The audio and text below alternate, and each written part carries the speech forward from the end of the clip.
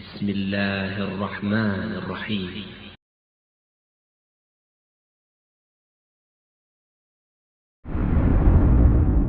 طلع البدر علينا من ثنيات الوداع وجب الشكر علينا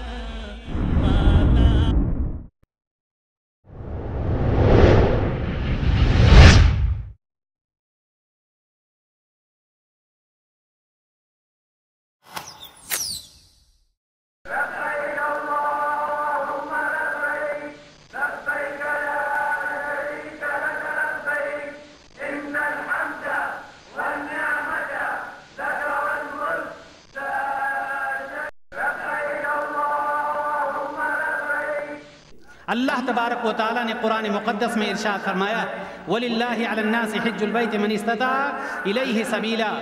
اللہ تعالیٰ نے ان لوگوں پر جو اس کی طرف راستے کی طاقت رکھتے ہوں اس گھر یعنی بیت اللہ کا حج ان کے اوپر فرض قرار دیا۔ صلی اللہ علیہ وسلم نے فرمایا وَالْحَجُّ الْمَبْرُورُ لَيْسَ لَهُ جَزَاءٌ إِلَّا الْجَنَّةُ۔ حج مبرور یعنی حج مقبول، حج مقبول کا جو اجر اللہ کے رسول صلی اللہ علیہ وسلم نے فرمایا، آپ فرماتے ہیں کہ جنت کے علاوہ کوئی چیز ہے ہی نہیں۔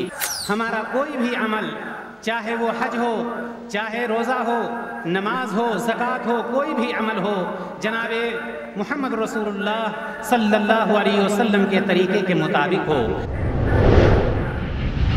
فيه آيات بينات مقام إبراهيم ومن دخله كان آمنا ولله على الناس حج البيت من استطاع إليه سبيلا ومن كفر فإن الله غني عن العالمين۔ اس میں کھلی ہوئی نشانیاں ہیں جن میں سے ایک ابراہیم کے کھڑے ہونے کی جگہ ہے۔ جو شخص اس مبارک گھر میں داخل ہوا اس نے امن پا لیا، اور لوگوں پر خدا کا حق یعنی فرض ہے کہ جو اس گھر تک جانے کا مقدور رکھے وہ اس کا حج کر، اور جو اس حکم کی تعمیل نہ کرے گا تو خدا بھی اہل عالم سے بے نیاز ہے۔ السلام علیکم ورحمۃ اللہ وبرکاتہ۔ الحمد للہ نحمده ونستعینه ونستغفره ونؤمن به ونتوکل علیہ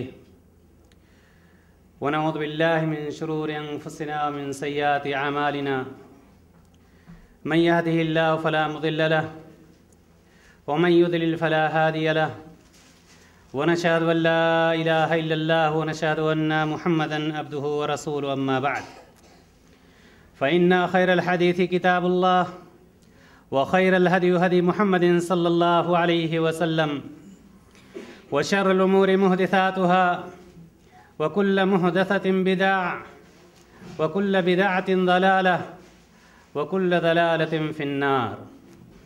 قال الله تعالى في القرآن المجيد والفرقان الحميد أعوذ بالله من الشيطان الرجيم بسم الله الرحمن الرحيم ولله على الناس حج البيت من استطاع إليه سبيلا۔ دینی بھائیوں اور دوستو، تمام قسم کی حمد و ثنا، تعریف و توصیف، بڑائی اور بزرگی اس وحدہ لا شریک کے لیے جو خالق کائنات اور مالک ارض و سما ہے، اور لاکھوں کروڑوں درود و سلام اس ذات مبارکہ مقدسہ اور مطہرہ پر جن کا نام نامی اسم گرامی جناب محمد رسول اللہ صلی اللہ علیہ وسلم ہے۔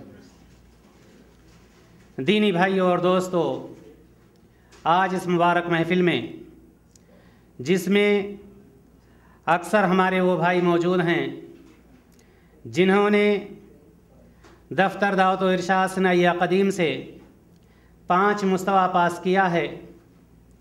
5 مستویٰ پاس کرنے کا مطلب یہ ہے کہ آج آپ کے اندر بہت ساری معلومات کتاب و سنت کی روشنی میں موجود ہے جس سے آپ نہ کہ اپنے نفس ہی کو بلکہ دوسرے لوگوں کو بھی کتاب اللہ اور سنت رسول اللہ کی طرف بلا رہے ہیں۔ آج اس علمی محفل میں قرآن و حدیث کی روشنی میں بہت ہی اختصار کے ساتھ حج اور عمرہ کا طریقہ کیا ہے آپ کے سامنے پیش کرنا چاہتا ہوں، تاکہ یہ دعوت اور خاص طور سے یہ مہینہ جو حج کا مہینہ چل رہا ہے، دنیا کے گوشے گوشے سے لوگ سعودیہ کی سرزمین، مکہ مکرمہ کی سرزمین پر پہنچ کر اللہ تبارک و تعالیٰ کے گھر کا طواف کرنے کے لیے کوشاں ہیں۔ کتنے لوگ پہنچ چکے ہیں، کتنے لوگ راستے میں ہیں، اور کتنے لوگ ابھی انتظار میں ہیں، انشاءاللہ تعالیٰ عنقریب پہنچنے والے ہیں۔ آئیے ہم اور آپ یہ جانیں کہ اللہ کے رسول جناب محمد رسول اللہ صلی اللہ علیہ وسلم نے ہمیں اور آپ کو حج اور عمرہ کا صحیح طریقہ کیا بتلایا ہے، مردوں کو کس طرح سے طریقہ بتلایا ہے، عورتوں کو کس طرح سے طریقہ بتلایا ہے۔ دینی بھائیوں اور دوستو، کسی بھی عبادت کے لیے سب سے پہلے ہمارے اندر دو چیزیں ہونی چاہیے، اور وہ دو چیزیں یہ ہیں کہ سب سے پہلے ہمارے اندر اخلاص کا پایا جانا ضروری ہے۔ اخلاص، تاکہ یہ ہو سکے کہ ہماری یہ عبادت صرف اور صرف رضا الہی کے لیے ہے، ہماری یہ عبادت صرف اللہ کی رضا اور خوشنودی کے لیے ہے۔ اگر رضا الہی نہیں ہے، اخلاص نہیں ہے، تو وہ ہماری عبادت قبول نہیں ہو سکتی۔ اسی طرح سے دوسری چیز، ایک طرف اخلاص ہو اور دوسری طرف اتباع سنت ہو، یعنی یہ کہ ہمارا کوئی بھی عمل، چاہے وہ حج ہو، چاہے روزہ ہو، نماز ہو، زکوٰۃ ہو، کوئی بھی عمل ہو، جناب محمد رسول اللہ صلی اللہ علیہ وسلم کے طریقے کے مطابق ہو۔ تو سب سے پہلے ہم دو چیزوں کا خیال رکھیں کہ ہم اخلاص کے ساتھ قدم اٹھائیں، اور دوسری بات یہ ہے کہ ہم نبی کریم صلی اللہ علیہ وسلم کے بتلائے ہوئے طریقے کے مطابق وہ عمل کریں، کوئی بھی عبادت ہو، حج ہو یا دیگر کوئی بھی عبادت ہو۔ دینی بھائیوں اور دوستو، حج آپ جانتے ہیں کہ حج ارکان اسلام کا ایک اہم رکن ہے، اور حج ہر شخص کے اوپر فرض نہیں، بلکہ حج زندگی میں صرف ایک مرتبہ اس شخص پر فرض ہے جو صاحب استطاعت ہے، جس کو اللہ تبارک و تعالیٰ نے صاحب مستطیع بنایا ہے، اس لائق بنایا ہے کہ وہ اپنے گھر سے نکل کر خانہ کعبہ کا طواف کر سکے اور کوئی پریشانی اس کو لاحق نہ ہو۔ لیکن جو صاحب استطاعت ہیں ان کے لیے فرض ہے کہ پہلی فرصت میں اللہ تبارک و تعالیٰ کے گھر کی زیارت کریں اور اللہ تبارک و تعالیٰ کو راضی کرنے کی کوشش کریں۔ دینی بھائیوں اور دوستو، حج آپ جانتے ہیں کہ حج کہتے ہیں قصد کرنے کو۔ حج کا لغوی معنی اگر دیکھیں تو ہوتا ہے قصد کرنا یا ارادہ کرنا، لیکن اگر اصطلاح میں آپ دیکھیں تو حج کہتے ہیں اللہ تبارک و تعالیٰ کی رضا کے لیے، اس کی خوشنودی کے لیے خاص مہینے میں خاص بیت اللہ کی زیارت کرنا، یہ حج ہوتا ہے۔ اس لیے کہ حج کا وقت خاص ہوتا ہے، حج کے لیے سرزمین خاص ہے، ہر مہینے میں آپ حج نہیں کر سکتے ہیں، یا ہر جگہ آپ حج نہیں کر سکتے ہیں۔ اگر کوئی چاہے، اگرچہ حج کا مہینہ چل رہا ہے، لیکن اگر کوئی چاہے کل وقوف عرفہ کر لے، وہ نہیں کر سکتا ہے، اس لیے کہ اس کا وقت خاص ہوتا ہے۔ دینی بھائیوں اور دوستو، حج کے تعلق سے اللہ تبارک و تعالیٰ نے قرآن مقدس میں ارشاد فرمایا، وَلِلَّهِ عَلَى النَّاسِ حِجُّ الْبَيْتِ مَنِ اسْتَطَاعَ إِلَيْهِ سَبِيلًا۔ اللہ تعالیٰ نے ان لوگوں پر جو اس کی طرف راستے کی طاقت رکھتے ہوں، اس گھر یعنی بیت اللہ کا حج ان کے اوپر فرض قرار دیا۔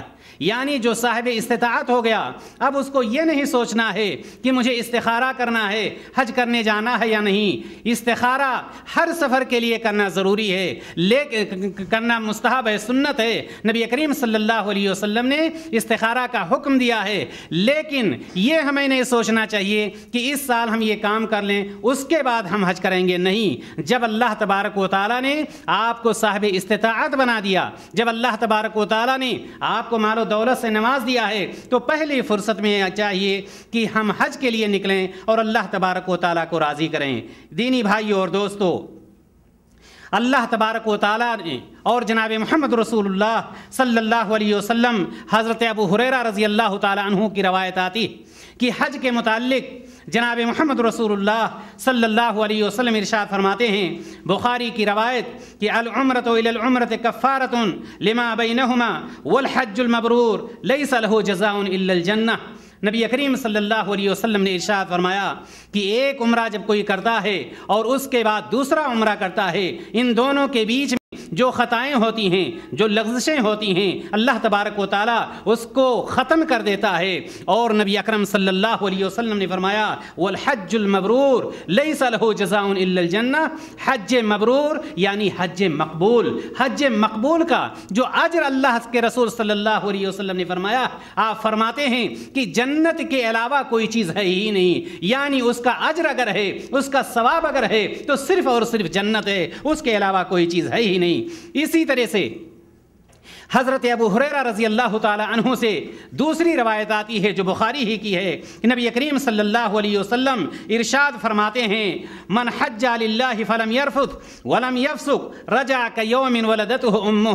اللہ کے رسول جناب محمد رسول اللہ صلی اللہ علیہ وسلم ارشاد فرماتے ہیں کہ جو شخص حج کرتا ہے بالکل ویسے ہی جس طرح سے نبی کریم صلی اللہ علیہ وسلم نے حج کیا ہے، نبی کریم صلی اللہ علیہ وسلم نے طریقہ بتلایا ہے، دوران حج نہ گالی گلوچ بکتا ہے، نہ برے کام کرتا ہے، نہ شہوت کی چیزیں کرتا ہے، ان ساری چیزوں سے پاک و صاف ہو کر کے اگر کوئی شخص حج کرتا ہے تو نبی کریم صلی اللہ علیہ وسلم ارشاد فرماتے ہیں کہ جب حج سے مکہ کی سرزمین سے وہ شخص لوٹتا ہے تو بالکل ایسے ہی ہوتا ہے جس طرح سے بچہ جب اپنے ماں کے پیٹ سے نکلتا ہے تو بالکل گناہوں سے پاک و صاف ہوا کرتا ہے۔ دینی بھائیوں اور دوستو، نبی کریم صلی اللہ علیہ وسلم ایک اور حدیث میں ارشاد فرماتے ہیں، عبداللہ بن مسعود رضی اللہ تعالی عنہ اس کے راوی، ترمذی کی روایت، اللہ کے رسول صلی اللہ علیہ وسلم نے فرمایا وَلَيْسَ لِلْحَجَّةِ الْمَبْرُورَةِ ثَوَابٌ إِلَّا الْجَنَّةِ، کہ حج مبرور کا ثواب صرف اور صرف جنت ہے۔ دینی بھائیوں اور دوستو، اس سے بڑی بشارت، اس سے بڑی خوشخبری اور کیا ہونی چاہیے کہ سرور کائنات صلی اللہ علیہ وسلم کی زبان مبارک سے نکل رہا ہے حج کرو اور سیدھے جنت میں داخل ہو جاؤ، لیکن کب ہوگا؟ اور آئیے ہم اس کی تفصیل آگے دیتے ہیں۔ اللہ کے رسول جناب محمد رسول اللہ صلی اللہ علیہ وسلم نے عورتوں کو خوشخبری دیتے ہوئے، عورتوں کو بشارت سناتے ہوئے کیا فرمایا؟ مائی عائشہ رضی اللہ تعالی عنہا جناب محمد رسول اللہ صلی اللہ علیہ وسلم سے عرض کرتی ہیں، اے اللہ کے رسول صلی اللہ علیہ وسلم، کیا ہم لوگ جہاد میں نہ نکلیں؟ اے اللہ کے رسول صلی اللہ علیہ وسلم، کیا ہم لوگ آپ کے ساتھ غزوات میں نہ جایا کریں؟ اللہ کے رسول صلی اللہ علیہ وسلم نے کیا فرمایا؟ اللہ کے رسول صلی اللہ علیہ وسلم نے فرمایا کہ تمہارے لیے سب سے اچھا جہاد وہ چیز ہے جس کو ہم اور آپ حج کہتے ہیں۔ نبی کریم صلی اللہ علیہ وسلم نے فرمایا کہ جو عورت حج کر لیتی ہے وہی اس کے لیے جہاد ہے، یعنی ایسا جہاد ہے نہ اس میں تلوار ہے، نہ قتال ہے، نہ جنگ ہے، نہ لڑائی ہے۔ نبی کریم صلی اللہ علیہ وسلم نے ان عورتوں کے لیے بتلایا جو حج کرنے والی ہیں۔ نبی کریم صلی اللہ علیہ وسلم یہ خوشخبری دے رہے ہیں ان عورتوں کو جو حج کرتی ہیں کہ وہ ایسے ہی ہیں جیسے جہاد میں جاتی ہیں جو عورتیں حج کرنے والی۔ حضرت عائشہ رضی اللہ تعالی عنہا فرماتی ہیں، یا رسول اللہ علی النساء جہاد؟ قال نعم علیہن جہاد لا قتال فیہ۔ اے اللہ کے رسول صلی اللہ علیہ وسلم، کیا عورتوں پر بھی جہاد ہے؟ کیا وہ بھی میدان جہاد میں جائیں گی؟ کیا وہ بھی غزوات میں جائیں گی؟ آپ صلی اللہ علیہ وسلم نے فرمایا ہاں ہے جہاد، ان کے اوپر بھی جہاد ہے، لیکن ایسا جہاد ہے جس میں قتال نہیں، اور وہ کیا ہے؟ الحج والعمرہ۔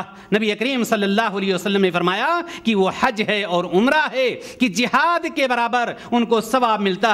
دینی بھائیوں اور دوستو، آئیے ہم اختصار کے ساتھ مردوں اور عورتوں کو لے کر کے یہ دونوں چیزیں سمجھتے ہیں کہ مردوں کو کس طرح سے حج کرنا ہے اور عورتوں کو کس طرح سے حج کرنا۔ دینی بھائیوں اور دوستو، آپ اس بات کو اچھی طرح سے جانتے ہیں کہ جیسا کہ آپ کو بتلایا گیا کہ اللہ تبارک و تعالیٰ कुरान मुक़द्दस में फरमाता है अल-हज्जु अशहुरुम मालूमात कि हज के महीने जो हैं वो मशहूर हैं। वो कौन से महीने हैं? शव्वाल है, ज़ुल्क़ादा है और ज़िलहिज्जा के 10 दिन हुआ करते हैं। इसी तरह से आपको ये मालूम होना चाहिए कि जब दिन ख़ास हो गया, इसी तरह से अल्लाह तबारक व तआला ने जनाब मोहम्मद रसूलुल्लाह सल्लल्लाहु अलैहि वसल्लम के ज़रिए से हमें और आपको एक तरीका और बतलाया है। वो तरीका क्या है? वो तरीका ये है कि हज करने अगर हम जाएं तो हज मक्का के चारों तरफ जगह मुतय्यन कर दी गई है कि यहाँ से हम निकलेंगे, यहाँ से हम अपने लिबास को बदलेंगे, यहाँ से हमारा ये तरीका होगा। नबी करीम सल्लल्लाहु अलैहि वसल्लम ने उसके लिए जगह मुतय्यन कर दी हैं। ज़ुल्हुलैफ़ा आप जानते हैं जो कि मदीना से आने वाले मदीना के लोग या जो उस रास्ते से जो लोग आते हैं वहाँ से इहराम बांधते हैं, जो मक्का से तकरीबन 430 किलोमीटर के वाक़े 430 किलोमीटर पर वाक़े है। इसी तरह से यलमलम जो कि सादिया के नाम से मशहूर है, ये यमन और उस तरफ से आने वाले लोग यहाँ से इहराम बांधते हैं जो तकरीबन मक्का से 100 किलोमीटर के फासले पर वाक़ है। इसी तरह से कर्नुल मनाजिल जिसको अस्सैलुल कबीर और कर्नुल सालिब भी कहा जाता है, ये मक्का से तकरीबन 90 किलोमीटर की फासले पर है। यहाँ से जो है यहाँ से रियाज की तरफ से जो लोग जाते हैं ये सारे लोग यहीं से आप जानते हैं कि ताइफ जो कर्नुल मनाजिल है यहाँ से इहराम बांध करके गुजरते हैं। इसी तरह से जुहफा जो अहले शाम और अहले मगरिब का मीक़ात है, ये जो है मक्का से तकरीबन 200 किलोमीटर के फासले पर है।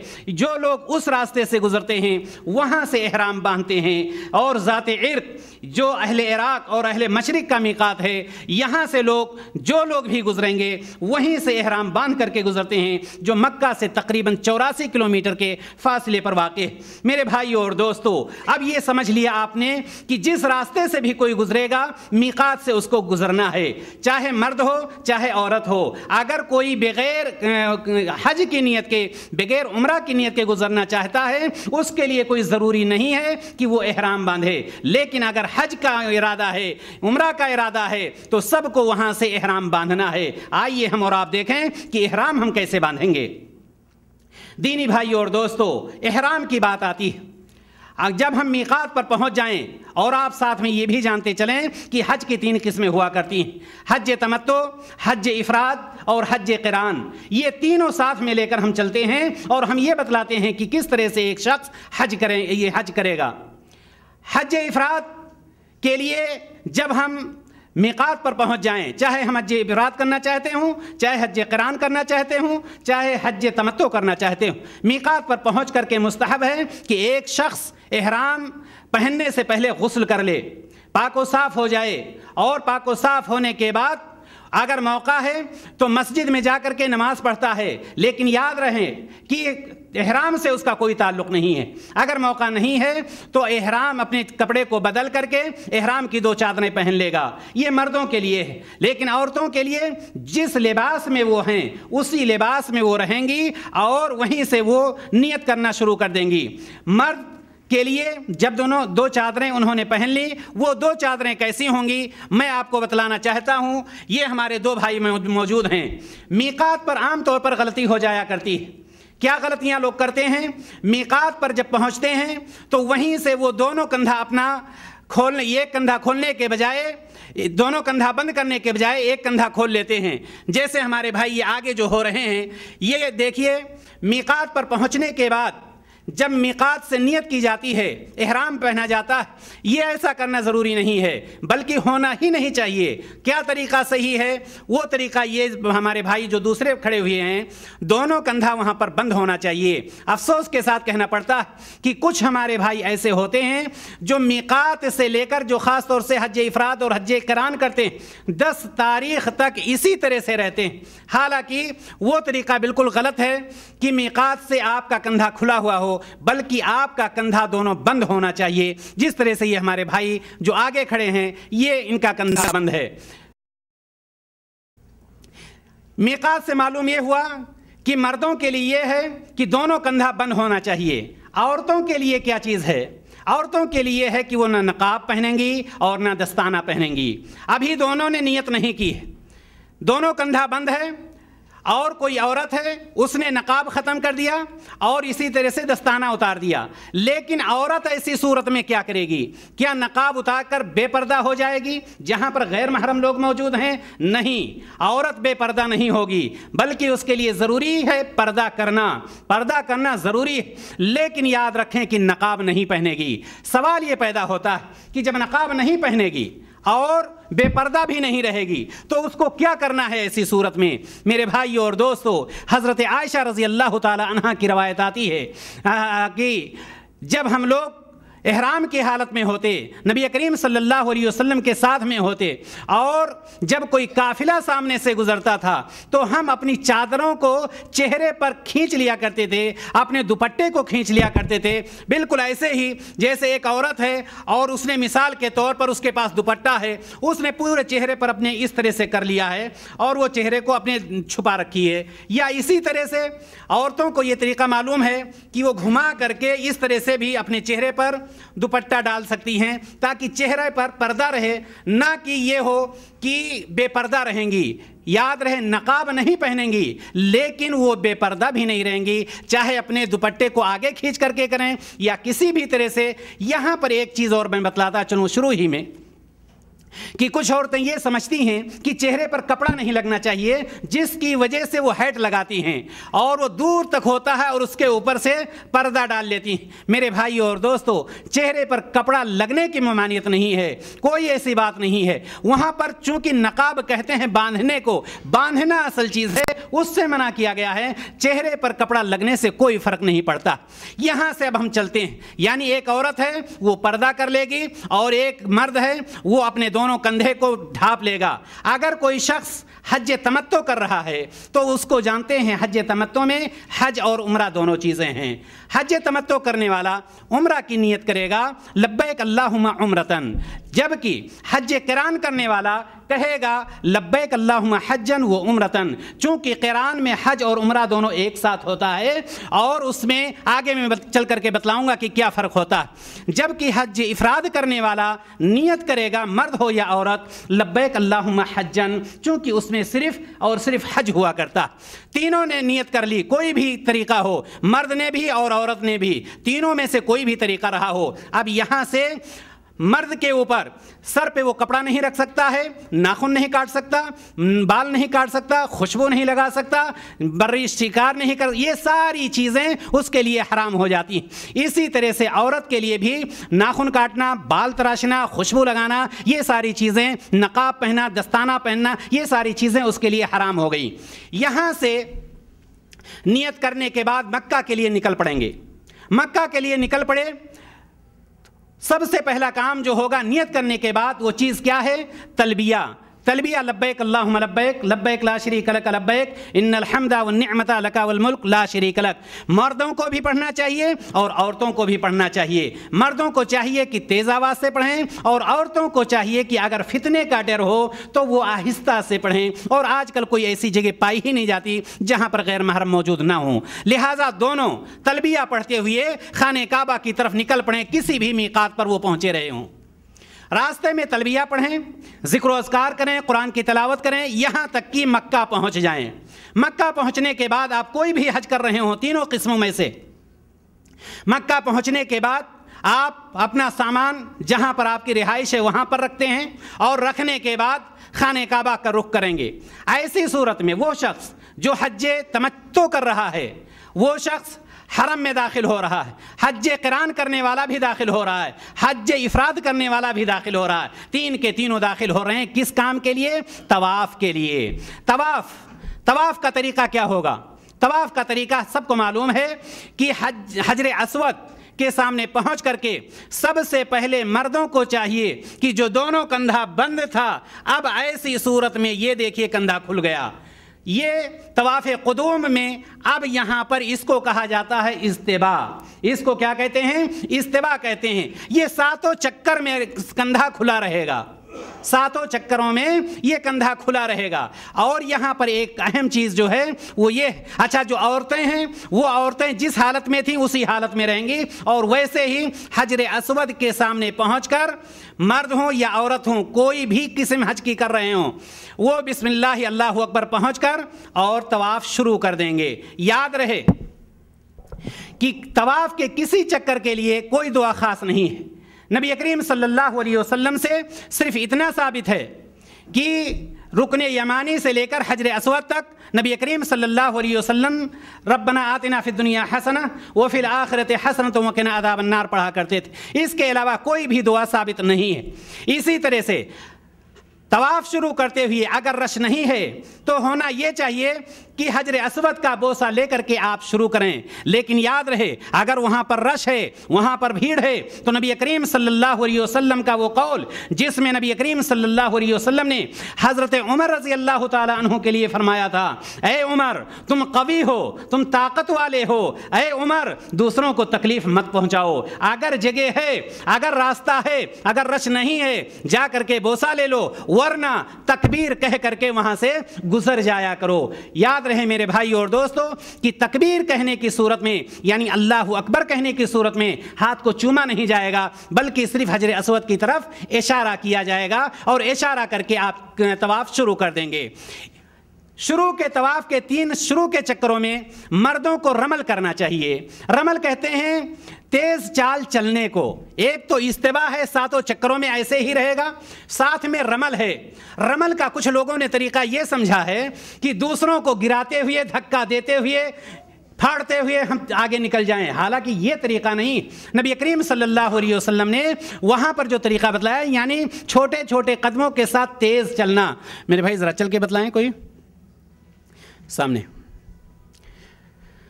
रमल की सूरत में कैसे चलेंगे आप?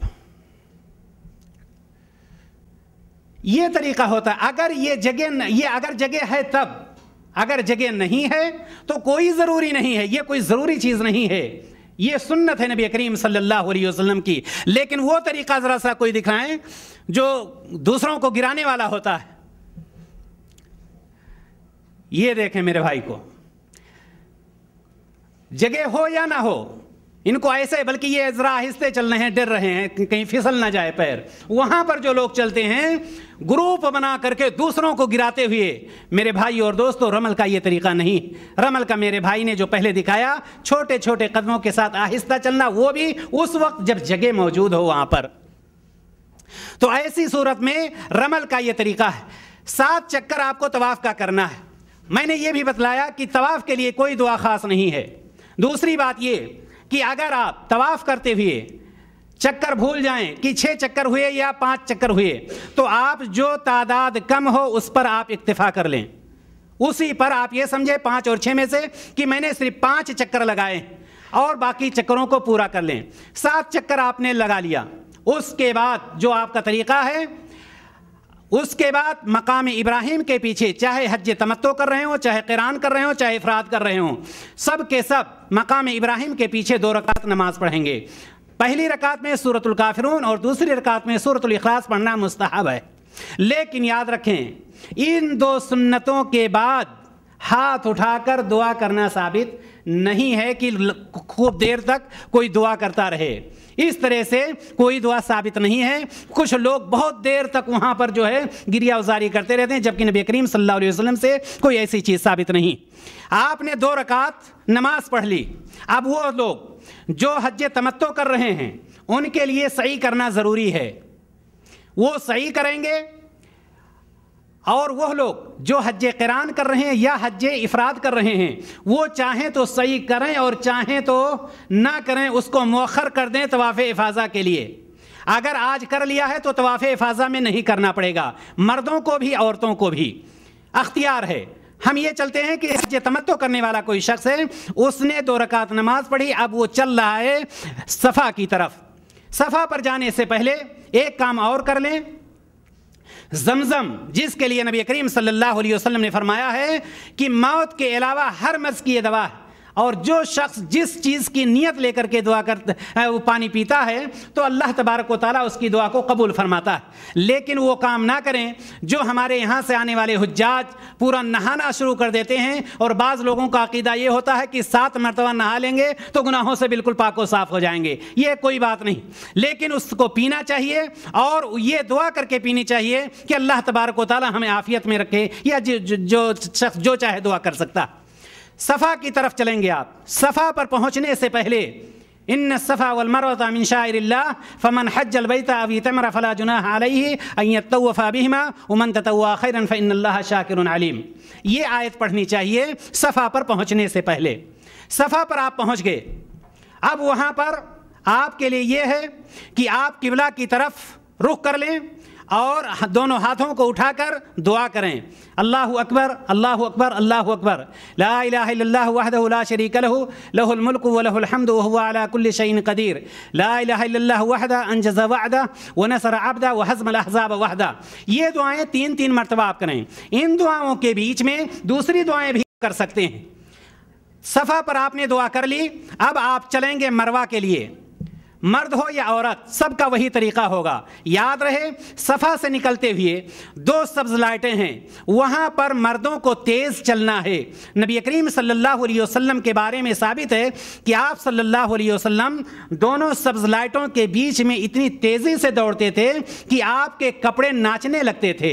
یہ مردوں کے لیے ہے، لیکن عورتوں کو اس میں نہیں دوڑنا ہے۔ عورتیں آپ دیکھیں گے بعض عورتیں مردوں سے آگے نکلنے کی وہاں پر کوشش کرتی ہیں، جبکہ مرد عورتوں کے لیے چیز نہیں۔ آپ مروہ پر پہنچ جائیں گے، مروہ پر پہنچ کر کے خانہ کعبہ کی طرف رخ کر کے ہاتھ اٹھا کر ویسے ہی دعا کریں جس طرح سے آپ نے صفا پر کیا تھا۔ مروہ پر آپ پہنچ گئے، آپ کا ایک چکر پورا ہو گیا، مرد ہو یا عورت دونوں کا۔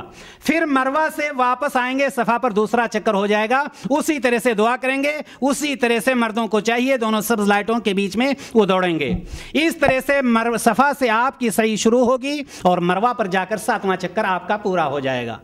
مردوں کو چاہیے جو حج تمتع کر رہے ہیں ان کو چاہیے کہ اس کے بعد اب جا کر کے وہ اپنے بال کو منڈوا لیں۔ اگر حج قریب ہے تو قصر کروا لیں، یعنی بال کچھ ہی کٹے، تاکہ 10 تاریخ کو بال منڈوانے میں آسانی رہے۔ لیکن عورتوں کو چاہیے کہ وہ اپنے انگلیوں کے پور کے برابر وہاں پر جو حج تمتع کر رہی ہیں وہ انگلیوں کے پور کے برابر اپنے بال کاٹ دیں۔ حج تمتع کرنے والے اب عمرہ سے فارغ ہو چکے ہیں۔ تمتع کے معنی ہوتے ہیں فائدہ اٹھانے کے۔ اب یہ لوگ بالکل حلال ہو جائیں گے، وہ ساری چیزیں جو ان پر حرام ہو چکی تھیں وہ ساری چیزیں ان کے لیے حلال ہو گئیں۔ لیکن وہ لوگ جو حج قران کر رہے ہیں یا حج افراد کر رہے ہیں، اگر انہوں نے صحیح کر لیا ہے تو وہ اپنے بال کو نہیں کٹائیں گے، بلکہ اسی احرام کی حالت میں وہ باقی رہیں گے۔ اسی احرام کی حالت میں وہ باقی رہیں گے۔ کب تک باقی رہیں گے؟ 10 تاریخ تک۔ اب یہ سمجھ لیجئے کہ ایک شخص حج تمتع کر رہا ہے، وہ حلال ہو گیا اور جا کر اپنے ہوٹل پر ٹھہر گیا جہاں پر وہ ٹھہرا ہوا۔ اسی طرح سے وہ شخص جو حج قران کر رہا ہے یا حج افراد کر رہا ہے وہ احرام کی حالت میں اپنی جگہ پر بیٹھ گیا۔ 8 تاریخ آ گئی۔ 8 تاریخ کو حج تمتع کرنے والے کے لیے ہے، چونکہ احرام کھول دیا تھا، اب وہ حج کی نیت دوبارہ کرے گا۔ کہاں سے کرے گا؟ جہاں پر وہ بیٹھا ہوا ہے، جہاں پر وہ رہ رہا ہے، نہ کہ مسجد عائشہ چلا جائے، نہ کہ حرم مکی میں چلا جائے، نہیں، جہاں پر ہے وہیں سے احرام پہنے لبیک اللہم حجن کر کے وہ منی کے لیے نکل جائے گا۔ اور جو لوگ احرام ہی کے حالت میں تھے، یعنی حج قران کرنے والے یا حج افراد کرنے والے، وہ اسی حالت میں منی کی طرف روانہ ہو جائیں گے۔ منی میں پہنچنے کے بعد کوئی بھی حج کرنے والا ہو، چاہے حج تمتع ہو، چاہے قران ہو، افراد ہو، مرد ہو یا عورت ہو، سب کو نبی کریم صلی اللہ علیہ وسلم کا طریقہ یہ ہے کہ وہاں پہنچنے کے بعد ظہر، عصر، مغرب، عشاء، فجر کی نماز اور 4 رکعت والی نمازیں قصر کر کے پڑھیں گے، یعنی 2 رکعتیں کر کے اپنے اپنے اوقات میں، ظہر کے وقت ظہر کی نماز ظہر کے وقت میں، عصر کی نماز عصر کے وقت میں قصر کر کے۔ عروہ بن ہشام अपने बाप से रवायत करते हैं कि नबी करीम सल्लल्लाहु अलैहि वसल्लम ने मिना में 4 रकात वाली नमाजें 2 रकात करके पढ़ी हैं। हज़रत अबू बकर सिद्दीक रज़ी अल्लाह ताला अन्हु ने 4 रकात वाली नमाजें 2 रकात करके पढ़ी हैं। हज़रत उमर रज़ी अल्लाह ताला अन्हु ने 4 रकात वाली नमाजें 2 रकात करके पढ़ी हैं। हज़रत उस्मान रज़ी अल्लाह ताला अन्हु ने 4 रकात वाली नमाजें 2 रकात करके पढ़ी हैं। मालूम यह हुआ कि नबी करीम सल्लल्लाहु अलैहि वसल्लम और ये हमारे खुलफा से सबसे ये साबित है कि वहाँ पर मिना में 4 रकात वाली नमाजें कसर करके पढ़ी जाएंगी और अपने अपने वक्त पर पढ़ी जाएंगी। ये हमें नहीं देखना है कि हमें, चूंकि हम यहाँ पर काफ़ी दिनों से हैं तो हमें 4 रकात ही पढ़ना, नहीं, कसर करके हम पढ़ेंगे जो नबी करीम सल्लल्लाहु अलैहि वसल्लम का तरीका। फजर की नमाज हमने पढ़ ली 8 तारीख को, 9 तारीख की सुबह में आ गए। अब ऐसे 9 तारीख जब सुबह हो जाए, सूरज थोड़ा ऊपर हो जाए, उस वक्त हम निकलेंगे कहाँ के लिए? अरफा के लिए। वो अरफा जिसके बारे में नबी करीम सल्लल्लाहु अलैहि वसल्लम ने फरमाया है अल हज अरफा, यानी हज अरफा का वकूफ़ जो है वही असल हज हुआ करता। अरफा के लिए आप जाएंगे, कोई भी आप हज कर रहे हों, मर्द हों या औरतें हों, कोई भी हों। अरफा में पहुंचने के बाद वहाँ पर वकूफ़ अरफा हर शख्स के ऊपर वाजिब है। अरफा में पहुँच जाइए यहाँ तक कि ज़ोहर का वक्त हो जाए। अरफा में जो आपका काम है जमा तक़दीम करेंगे। ख्याल रहे कि हुदूद अरफा ही में रहें, हुदूद अरफा से आप बाहर ना होने पाएँ। ज़ोहर की नमाज का वक्त होगा, वहाँ पर मस्जिद से खुतबा होता है और आजकल अल्लाह के फजल से बहुत ही सहूलत होती है कि रेडियो पे फ़ौरन नशर किया जाता है। वहाँ पर आप खुतबा सुने।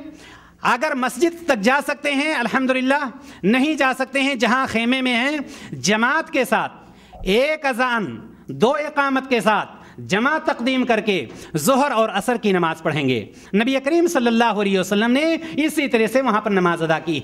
जमा तक़दीम का मतलब ये है कि ज़ोहर की अज़ान दी जाएगी, ज़ोहर की 2 रकात नमाज पढ़ ली गई इकामत कह करके, और उसके फ़ौरन बाद फिर दूसरी इकामत कह करके असर की नमाज पढ़ ली जाएगी। तक़दीम यानी असर की नमाज को आपने मुक़द्दम कर दिया ज़ोहर के साथ। यहाँ पर चूँकि ये बहुत अहम वक्त होता है, इंसान को ये चाहिए कि अपना वक्त टेलीफोन में, मोबाइल से और इससे और उससे या गपशप में ना गुजारे, बल्कि ज़्यादा से ज़्यादा यहाँ पर दुआएं करनी चाहिए। चूँकि अल्लाह तबारक व तआला अरफा के दिन जितने लोगों को जहन्नम से आज़ाद करता है, पूरे साल में किसी भी दिन आज़ाद नहीं करता। सबसे ज़्यादा अरफा के दिन अल्लाह तबारक व तआला जहन्नमियों को आज़ाद करता है। इसलिए हमें और आपको सबसे ज़्यादा वहाँ पर दुआओं का ख्याल करना चाहिए। कुरान की तिलावत में लगे रहें, ज़िक्र अस्कार में, तस्बीह व तहलील में लगे रहें। अरफा की जो अहम दुआ है ला इलाहा इल्लल्लाहु वहदहु ला शरीका लहु लहुल मुल्कु व लहुल हम्दु व हुवा अला कुल्लि शैइन क़दीर, ये दुआ आप वहाँ पर ज़्यादा से ज़्यादा पढ़ते रहें। दीनी भाई और दोस्तों, अरफा में आपने 2 वक्त की नमाजें पढ़ ली, ज़ोहर की और असर की, जमा तक़दीम के साथ। अब आप अरफा में कब तक रहेंगे? अरफा में आपको मगरिब तक रहना है, यहाँ तक कि मगरिब की अज़ान हो जाए। मगरिब की अज़ान होने के बाद आपको ये चाहिए कि आप अरफा छोड़ देंगे। मगरिब की अज़ान होने के बाद अरफा आपको छोड़ देना है, नमाज नहीं पढ़नी है। नमाज कहाँ पढ़ेंगे? मुज़दलिफ़ा में पहुँच करके।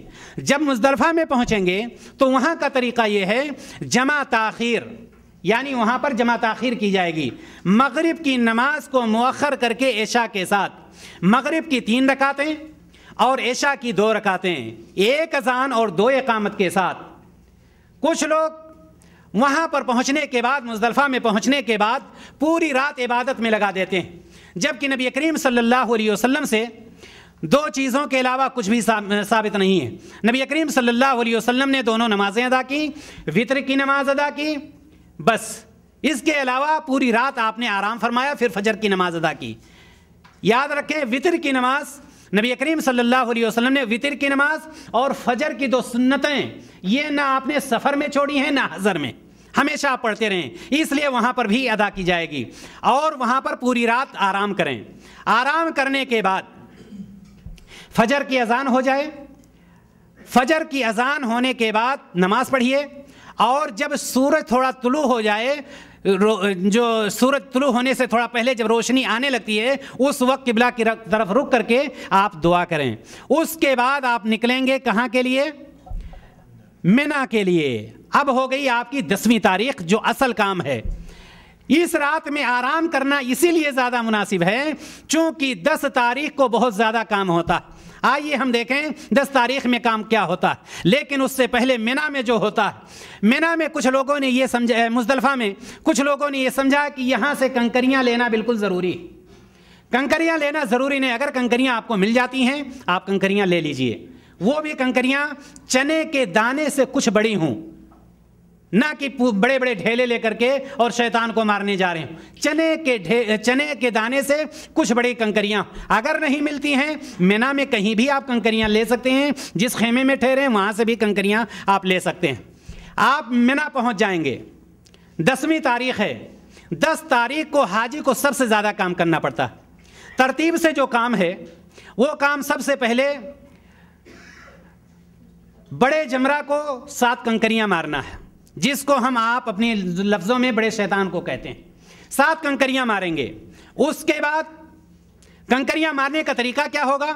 کنکریاں آپ وہاں پر جمرہ پر پہنچیں اور وہاں پر پہنچنے کے بعد 7 کنکریاں آپ کے ہاتھ میں ہیں، ایک ایک کنکری کر کے اللہ اکبر کہہ کر کے مارتے چلے جائیں، نہ یہ کہ 7 کنکریاں ایک دفعہ میں لفافے میں پیک کر کے آپ پھینک دیں۔ ساتھ ہی ساتھ ایک جو غلط فہمی لوگوں سے ہوتی ہے کہ ان کنکریوں کو کچھ لوگ دھلتے ہیں کہ ہم دھل کر کے ماریں گے، اور کچھ لوگ خوشبو لگاتے ہیں، حالانکہ ان ساری چیزوں سے کوئی تعلق نہیں۔ ان لوگوں کا پہلی بات تو عقیدہ یہ ہوتا ہے کہ ہم شیطان کو مارنے جا رہے ہیں، تو ماریں گے شیطان کو، اور کس سے ماریں گے؟ خوشبو لگا کر کے۔ میرے بھائیو اور دوستو، نہ شیطان کو مارنا ہے نہ خوشبو لگانا ہے۔ نبی کریم صلی اللہ علیہ وسلم نے ہمیں اور آپ کو ایک طریقہ بتلایا ہے، اس کے مطابق، بالکل اسی طریقے کے مطابق ہمیں 7 کنکریاں اللہ اکبر کہہ کر ہر کنکری کے ساتھ جو ہے بڑے جمرہ کو کنکریاں 7 کنکریاں مارنی۔ کنکریاں مارنے کے بعد قربانی کرنی ہے۔ جو لوگ حج تمتع کر رہے ہیں اور جو لوگ حج قران کر رہے ہیں، یاد رکھیں حج افراد میں قربانی نہیں ہے۔ جو لوگ حج تمتع کر رہے ہیں اور جو حج قران کر رہے ہیں، دونوں کے لیے قربانی۔ ایسی صورت میں حج قران اور حج تمتع کرنے والے قربانی کریں گے، لیکن حج افراد کرنے والوں کے لیے قربانی نہیں ہے۔ قربانی کر لیے۔ اب تیسرا کام ترتیب سے جو یہ ہے کہ سر کے بال آپ چھلا دیجئے، منڈا دیجئے۔ سر کے بال آپ چھلا دیں۔ کوئی بھی حج کر رہے ہوں، عورتوں کو چاہیے کہ اپنی انگلی کے پور کے برابر اپنے بال کو کاٹ دیں۔ ایسی صورت میں اب وہ ساری چیزیں آپ کے لیے حلال ہو چکی جو احرام باندھنے کے بعد یا حج کی نیت کرنے کے بعد آپ پر حرام ہو گئی تھیں۔ اب بیوی کے علاوہ، ہم بستری کے علاوہ ساری چیزیں آپ کے لیے حلال ہو چکی ہیں۔ باقی ایک کام رہ گیا جس کو طواف افاضہ یا طواف زیارہ کہا جاتا ہے۔ طواف افاضہ جو لوگ حج تمتع کر رہے ہیں اور پہلے دن پہنچ کر کے انہوں نے طواف بھی کیا تھا اور سعی بھی کی تھی، ایسی صورت میں ان کو آج کے دن بھی طواف بھی کرنا ہے اور سعی بھی کرنی ہے۔ جو لوگ حج تمتع کر رہے ہیں، لیکن جو لوگ حج افراد کر رہے ہیں، اگر انہوں نے پہلے دن سعی کر لی تھی تو آج ان کو صرف طواف کرنا، سعی نہیں کرنی۔ اسی طرح سے جو لوگ حج قران کر رہے ہیں، اگر پہلے دن سعی کر لیا تھا تو آج صرف طواف کرنا ہے، آج ان کو سعی نہیں کرنی۔ ساتھ ہی ساتھ یہ بھی یاد رہے، اگر کوئی شخص تھک گیا ہے، پریشان ہو گیا ہے، تو ایسی صورت میں طواف افاضہ کو یا طواف زیارہ کو دوسرے دن کے لیے آپ مؤخر بھی کر سکتے ہیں۔ یاد رہے کہ آپ کلی طور پر حلال نہیں ہیں، لیکن آپ دوسرے دن بھی طواف کر سکتے ہیں، تیسرے دن بھی کر سکتے ہیں، یہاں تک کہ طواف وداع کے ساتھ بھی اس کو ملا سکتے ہیں۔ طواف افاضہ کو وہاں پر 2 طواف کریں گے اور دونوں کی نیت کر لیں گے، دونوں طواف افاضہ بھی ہو جائے گا اور اسی طرح سے طواف وداع بھی ہو جائے گا۔ جو شخص حج تمتع کر رہا ہے اس نے جا کر کے طواف کیا اور سعی کی، اور وہاں سے لوٹ کر کے پھر 3 کے تینوں کو منا میں رات گزارنا ہے۔ آ گئی 11 تاریخ. 11 تاریخ کو سب کے سب کو، تینوں طرح کے حج کرنے والوں کو آج کے دن کوئی کام نہیں، صرف تینوں جمرات کو کنکریاں مارنی. پہلے دن 10 تاریخ کو صرف بڑے جمرہ کو کنکریاں 7 کنکریاں ماری گئی تھیں، لیکن 11 تاریخ کو پہلے سے شروع کریں گے. 7 کنکریاں یعنی 21 کنکریاں آپ لے لیجئے اور جمرات پہ چلے جائیے. آج کل الحمدللہ بہت ہی زیادہ سہولت ہو گئی. وہاں پر پہنچنے کے بعد سب سے پہلے جمرہ کو آپ کنکری ماریے اور وہی طریقہ آپ کا ہو کہ ایک کنکری مارتے ہوئے اللہ اکبر، دوسری کنکری اللہ اکبر، 7 کنکریوں کے ساتھ اللہ اکبر کہتے ہوئے 7 کنکریاں مار دیجئے. یہاں پر ایک بات یاد رہے، اگر کوئی بوڑھی عورت ہے، بوڑھا مرد ہے، اگر وہ نہیں جا سکتا ہے تو اس کی طرف سے نیابتاً کوئی شخص کنکریاں مار سکتا ہے، لیکن اس کے لیے شرط یہ ہے کہ پہلے وہ اپنی کنکریاں مارے، اس کے بعد اس کی کنکریاں مارے. کچھ لوگ یہ سمجھتے ہیں کہ اگر دوسرے کی کنکری مارنا ہے تو جائے اپنی کنکری مار کے پھر خیمے میں آئے، پھر یہاں سے نیت کر کے دوسرے کی کنکری مارنے جائے. یہ ضروری نہیں ہے. وہیں پر پہلی دفعہ پہلے اپنی کنکریاں مار لے اور اس کے بعد اس بوڑھے مرد کی طرف سے یا بچے کی طرف سے یا عورت کی طرف سے کنکریاں مار سکتا ہے. لیکن اس کے لیے شرط یہ ہے کہ جو شخص حج کر رہا ہو، نہ کہ جو شخص حج نہ کر رہا ہو. اسی لیے ہے کہ پہلے اپنی کنکریاں مارے، اس کے بعد دوسرے کی کنکریاں مارے. پہلے جمرہ کو 7 کنکریاں مارا. 7 کنکریاں مارنے کے بعد تھوڑا آگے ہو کر کے قبلہ کی طرف ہاتھ اٹھا کر کے دعا کرے. دعا کرنے کے بعد دوسرے جمرہ پر چلے جائے جس کو بیچ والا کہتے ہیں. بیچ والے جمرے پر جا کر اسی طرح سے 7 کنکریاں مارے، ہر کنکری پر اللہ اکبر کہے اور اس کے بعد پھر آگے ہو کر کے ہاتھ اٹھا کر کے دعا مانگے یہاں تک کہ تیسرے جمرہ پر پہنچ جائے. تیسرے جمرہ پر پہنچے اور اسی طرح سے 7 کنکریاں مارے، لیکن تیسرے جمرہ کے بعد ہاتھ اٹھا کر دعا مانگنا نہیں ہے، بلکہ فوراً مڑ کر کے اپنے رہائش کی طرف یا اپنے خیمے کی طرف چلا جانا. وہاں پہنچنے کے بعد اب اس کے لیے کوئی کام نہیں. اب وہ وقت پر نماز پڑھتا رہے، تسبیح و تعلیل کرتا رہے، ذکر و اذکار میں لگا رہے. اس کے بعد 12 تاریخ آ جائے گی. 12 تاریخ کو بھی اسی طرح سے کنکریاں مارنا ہے جس طرح سے 11 تاریخ کو کنکریاں ماری تھیں. 3 کے تینوں لوگوں کو، چاہے حج تمتع کر رہے ہوں، چاہے حج قران ہو، چاہے حج افراد ہو، اور مرد ہو یا عورت، سب کا طریقہ ایک ہی ہوگا. 12 تاریخ کو کنکریاں مارنے کے بعد اب اگر کوئی شخص چاہے تو 12 تاریخ کو وہاں سے نکل سکتا ہے، اور اگر کوئی چاہے تو 13 تاریخ کی کنکریاں مارنے کے بعد مینا چھوڑے. چونکہ اللہ تبارک و تعالیٰ فرماتا ہے فمن تعجل فی یومین فلا اثم علیہ ومن تاخر فلا اثم علیہ لمن اتقی. یعنی اگر کوئی شخص چاہے تو 2 دن کی کنکریاں مارنے کے بعد 11 اور 12 وہاں سے مینا چھوڑ کر کے نکل سکتا ہے. اب وہ حج سے فارغ ہو چکا. اسی طرح سے اگر کوئی شخص چاہے 3 دن کی کنکریاں مارے، اس کے بعد نکلے. اب حاجی کے لیے، حج کرنے والے کے لیے، چاہے وہ مرد ہو، چاہے عورت ہو، چاہے وہ حج تمتع کر رہا ہو یا حج قران کر رہا ہو یا حج افراد کر رہا ہو، اس کے لیے صرف ایک کام باقی بچا. وہ کام کیا ہے؟ اور یہاں پر ایک بات اور جانتے چلیں. کچھ لوگ مینا میں پہنچنے کے بعد 10 تاریخ کو بہت پریشان ہو جاتے ہیں. کس چیز میں پریشان ہوتے ہیں؟ ان کی پریشانی یہ ہوتی ہے کہ جو طریقہ بھی بتلایا گیا ترتیب کا، بڑے جمرہ کو کنکریاں مارنا، پھر قربانی کرنا، پھر سر چھلانا، اس کے بعد طواف افاضہ، یہ طریقہ. لیکن ایک شخص انتظار کرتا رہتا ہے کہ میری قربانی ہوئی یا نہیں ہوئی، مجھے سر چھلانا باقی. وہ فون لگا رہا ہے، بہت پریشان ہوتا ہے. نبی کریم صلی اللہ علیہ وسلم کے پاس کچھ لوگ آئے، انہوں نے کہا اللہ کے رسول صلی اللہ علیہ وسلم، میں نے سر چھلا دیا اور قربانی نہیں کی. آپ صلی اللہ علیہ وسلم نے فرمایا کہ ٹھیک ہے، جا کر کے قربانی کر لو. کچھ لوگ آئے، انہوں نے کہا اللہ کے رسول صلی اللہ علیہ وسلم، میں نے قربانی کر دی اور ابھی رمی جمار نہیں کیا ہے، جمرہ کو کنکری نہیں ماری ہے. آپ صلی اللہ علیہ وسلم نے فرمایا کہ ٹھیک ہے، جا کر کے کنکری مار لو. افعل ولا حرج، افعل ولا حرج. اس طرح سے نبی کریم صلی اللہ علیہ وسلم نے سب کو جواب. یعنی کہنے کا مطلب یہ کہ اگر وہاں پر تقدیم و تاخیر ہو جائے تو کوئی حرج نہیں ہے، اس میں کوئی پریشانی کی بات نہیں ہے، اور نہ ہمیں انتظار کرنا چاہیے. خاص طور سے آج کل کے دور میں جب کہ بینک میں پیسہ جمع ہو جاتا ہے، اب وہ انتظار میں رہتے ہیں کب قربانی ہوگی، میں بال چھلاؤں یا نہ چھلاؤں، انتظار کرتے رہتے ہیں، بیچارے پریشان رہتے ہیں. اس میں انتظار کرنے کی کوئی ضرورت نہیں ہوتی ہے. میں بتلا یہ رہا تھا کہ اب ایک چیز باقی رہ گئی مردوں کے لیے بھی عورتوں کے لیے بھی اور کوئی کسی بھی قسم میں حج کرنے والا ہو. وہ چیز کیا ہے؟ طواف وداع. طواف وداع ضروری ہے، سمجھ رکھیں گے، خاص طور سے مردوں کے لیے. لیکن وہ عورتیں جو ناپاک ہو جاتی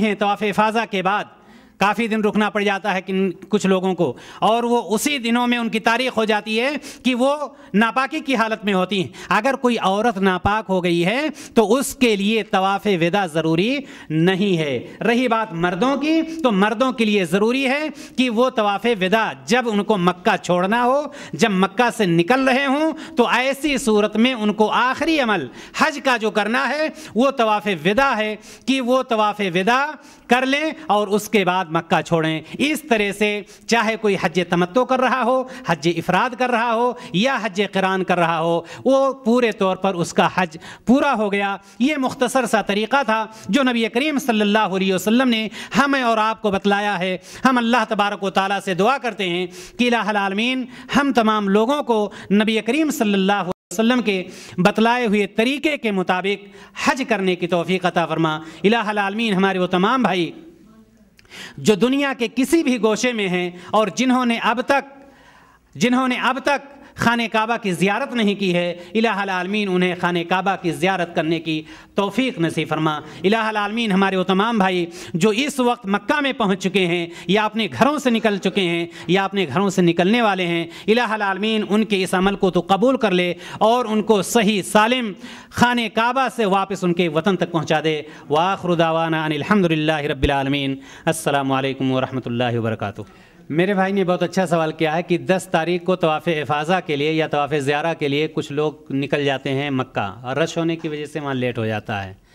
یاد رکھیں کہ آج کل رش بڑھتا ہی جا رہا ہے. پہلے بہت کم لوگ ہوا کرتے تھے، اب تعداد بڑھتی ہی جا رہی ہے.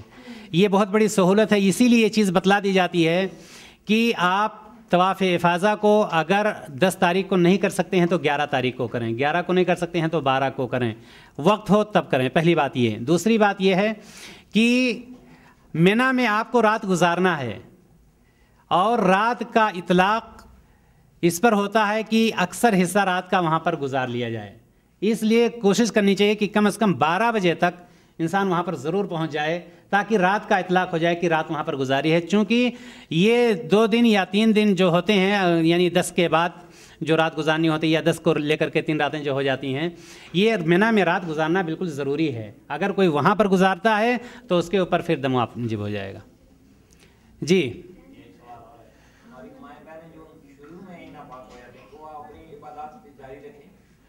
وہ ظاہر سی بات ہے، جو شروع میں خواتین ناپاک ہوتی ہیں، ناپاکی کی صورت میں وہ نماز نہیں پڑھیں گی، روزہ نہیں رکھیں گی. رہی بات ذکر و اذکار کی، وہ ذکر و اذکار کرتی رہیں گی. اور ساتھ ہی میں ایک اچھا سوال یہ آیا ہے، میقات پر پہنچتے وقت اگر کوئی عورت ناپاک ہو گئی ہے، جیسے اپنے یہاں حج کمیٹی سے یہ ہو گیا کہ حج کمیٹی میں تاریخ دے دی گئی کہ فلاں تاریخ کو جانا ہے، کوئی عورت اس سے 2 روز پہلے یا 3 روز پہلے ناپاک ہو گئی، ایسی صورت میں وہ کیا کرے گی؟ ظاہر سی بات ہے چوتھے دن اس کو میقات پر پہنچنا ہے. یاد رہے کہ ایسی صورت میں وہ میقات پر آئے گی اور میقات پر پہنچنے کے بعد نیت کرے گی، احرام باندھ لے گی، جس کو ہم احرام باندھنا کہتے ہیں. لیکن مکہ پہنچنے کے بعد وہ طواف نہیں کرے گی یہاں تک کہ وہ پاک و صاف ہو جائے، نہ کہ بغیر احرام کے وہ وہاں سے نکل جائے. نہیں، اس کو چاہیے کہ وہ نیت کر لے میقات پر پہنچنے کے بعد اور مکہ میں رکی رہے جب تک کہ وہ پاک و صاف نہ ہو جائے، طواف نہ کرے یا عمرہ نہ کرے.